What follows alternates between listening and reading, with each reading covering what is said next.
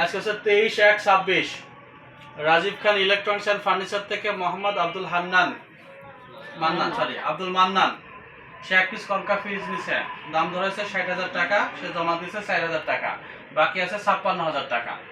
সে তার বাকি টাকা আগামী 11 মাসের মধ্যে সম্পূর্ণ পরিশোধ করবে। সে প্রতি মাসে 10 তারিখের ভিতর কিস্তি প্রদান করবে এবং কিস্তির পরিমাণ 5,000 টাকা। তবে এক কিস্তিতে টাকা দিবে 6,000 টাকা।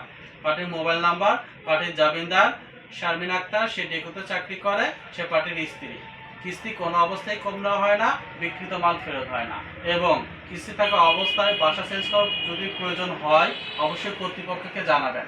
কেননা আপনি কিস্তিতে মাল দিচ্ছেন, এখন আমরা আপনার বাসা দেখে আসলাম সাপোজ, পরে আপনার বাসা চেঞ্জ করলেন, যে ওখানে পাইলাম না, তো এটা কিরকম হয়ে গেল। এই জন্য কিস্তি যতদিন আছে ততদিন এর কাগজপত্র কার্টুন সব আমাদের কাছে জমা থাকবো। যেদিন কিস্তি পরিশোধে যাব, ফ্রিজের কাগজ, ফ্রিজের কার্টুন এগুলো আপনাকে বোঝাই দেওয়া হবে। ঠিক আছে, তাহলে ফ্রিজের মালিক বর্তমান শোরুম, যতদিন কিস্তি আছে, কারণ এই কাগজটা মেন।